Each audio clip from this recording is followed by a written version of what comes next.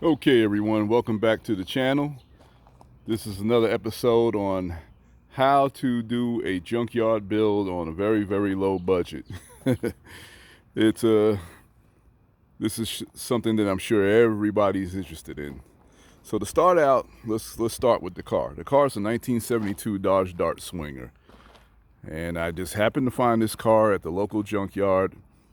And as you can see, the body is in very, very good shape. That's original paint. Chrysler called that color tawny gold, Tawny gold, tawny gold. And there's really very little, itsy bitsy little amount of rot in this car. As you can see, the body's not all banged up. The only holes in the car is that little bit on the bottom of the quarter panel that you can see I painted with some POR 15 to try to preserve it, try to protect it while it's still sitting. But I mean, there's not even rot around the glass. There's dents. Something fell on the roof and somebody tried to bang the dents back out. But you know, I don't mind any of that stuff. I just like the overall condition. The overall condition of this car is pretty much, for especially for a junkyard car, a junkyard find, is excellent. It's in excellent condition. You know, somebody beat me to the hood. When I got to the junkyard, the car was sitting flat on the ground, had no rims and tires on it. And if you look at one of my other episodes, you can see the video on that. You can see the video on the car actually still sitting in the junkyard the day I found it. But it was missing the hood and the radio. Somebody took the radio out the dash. That's it. So I have another radio, and as you can see, I found another hood. And those scoops on that hood are for a 1967 GTX. The original hoods that did come on these cars as an option, if you had the 340 package, the big scoops, the ones that you would find on like a Super B or a Coronet RT for 1969, 1970, right? Those scoops to me were a little big for A bodies. I always thought they were a little too big for a small A body, so I wanted to go with a scoop that was a little shorter profile, you know, something that looks like it fits the size of the car a little better. And that is those 67 GTX scoops. And I think those look pretty nice. But anyway, this was a 318 automatic car. It's still going to be a 318 car, but we're going to go with a later model 318. We're going with an 1987 318. And that motor has the roller lifters in it, like the same thing you would find in that Dodge Diplomat over there, that cop car. The motor that came in that car, well, not that particular car, but the motor that came in those cars, or even that one over there, that blue Grand Fury. That's the engine that's going in this car. You know, engines just like those, what came in those cars. And it's really a low budget build. Here's what I'm doing. I found the body in a junkyard for less than $1,000. The wheels, I already had those wheels. Those are used wheels and tires. I already had them sitting in one of my storage trailers. The scoops, they're aftermarket. What else? I'm doing this as cheap and as low budget as possible. The engine is a junkyard engine. It came out of a 87 Chrysler 5th Avenue. All right, I'm swapping over from automatic to 4-speed. The 4-speed transmission, I got it from a buddy on the cheap. The clutch is going to be an AutoZone clutch. I think they're a little over $100, like $119 for that clutch setup.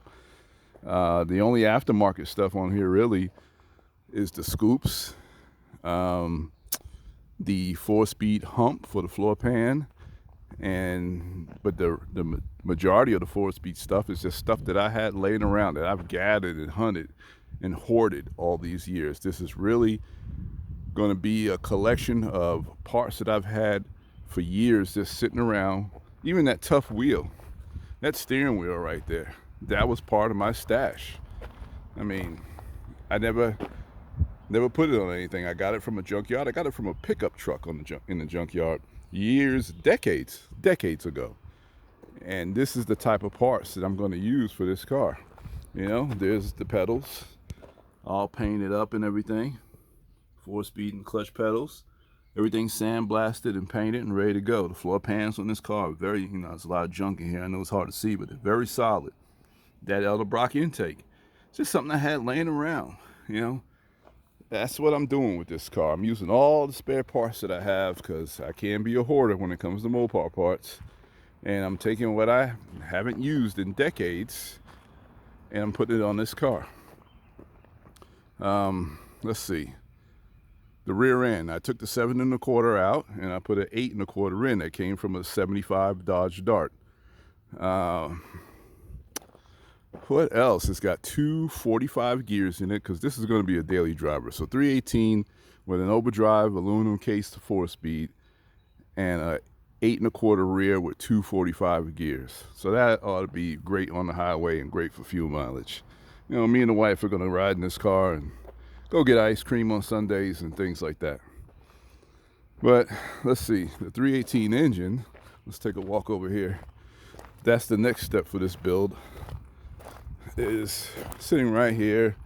I got blocks of wood up under it, so it's holding it up. I just wanted to test fit everything. Let's see what we have here. There's the 318 with the bell housing and the transmission all bolted up, just sitting there. I cleaned the block up the other day. Used oven cleaner on everything. This is just totally a junkyard build. The only thing I did to this engine was send the heads out to the machine shop. I bought a brand new oil pump. I bought a new timing chain, double roller timing chain, and oil pump, double roller timing chain, yeah.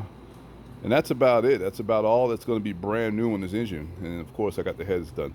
The camshaft is going to be a camshaft, the original camshaft that was in this engine. I took it out and I sent it to a place in Oregon called Oregon Camshaft Regrind. They take your camshaft and regrind it to whatever specs you want. And I'm not sure about the whatever specs you want, but specs that you want within reason. Let's put it like that. I don't know how high a lift and duration and all that they can go, but I wanted the 1968 340 4-speed camshaft that Mopar used back in the day. From what I understand, that's the hottest stock small block Mopar camshaft, and they ground the original camshaft that was in that engine to that spec. So basically, that's the camshaft that's going in this engine. And I also have 340 exhaust manifolds that I had laying around to go on this engine. So that's the setup right there, standing on this end that's going to go in that Dart. And this is going to be a great ride. I mean, it's going to be decent on gas. It's going to rev easy. It's a roller lifter engine, so it's going to make its power pretty smoothly and easy. And it's just going to be nice to drive in. All I want was a grocery getter, a daily driver type of car. I like darts. I'm not a big Dart fan. I'm not a big A-body fan like I am B and E-body, but I like these darts too. And, with those scoops on the hood, it almost looks like a miniature 67 GTX. I swear it does, and the Magnums, But it's a cool car. This car is being built with used parts that I had in my stash for years and swap meet parts, even the emblems. Let's go back to the other side. I have the Dart Swinger emblem on this fender right there. I got that from a swap meet. You know what I mean? This swap meet parts, this used parts, that's what this car is going to consist of. So I just wanted to show you where we're at right now. Oh, well, let's go up under the hood. The biggest expense that I have on this car, as far as brand new parts goes, is the suspension. Suspension and brakes, O'Reilly's, AutoZone, places like that, your local parts store. All new ball joints, upper and lower control arms, lower control arm bushings rather, and the stock factory control arms. Pitman arm. What's the other one? Idler arm, and urethane strut rod bushings. All right. Front sway bar, rear sway bar I got from the junkyard. you know, don't be afraid to use a junkyard like I do. I use the local U-Pullets as my research and development lab. I crawl up under these cars all the time, take measurements from frame rail to frame rail, take measurements across the rear axle tubes to see where the best place is to mount a sway bar. And I go to the junkyards and I find junkyards from late model Ford pickups and just about anything you can find out there, especially pickup trucks that seem to really cross over to these old Mopars. I've done it over and over and over again. All right, so you don't have to get the big high dollar sway bar kit from any of these aftermarket speed shops or anything. You can actually go to your local junkyard if you just know what to do. Just crawl up under the car, take the time, just think outside the box for a second, take the measurements. You can find something that already exists and you can buy it from the junkyard for 20 bucks and you can put it on these cars. And the later model sway bars are going to be even thicker and bigger and heavier duty than anything you can get from that's factory, you know, or maybe even in the aftermarket world. So this is it. This is another episode of the Junkyard Build 72 Dart. Hope you guys enjoyed this. Just a quick walk around. This video, if you watched the first one when I found it in the junkyard, this one follows up behind that one, so you'll be up to date. And there's going to be more installments coming out very soon because we're getting ready to get cranked up on this. In October, I would have had this car for a year.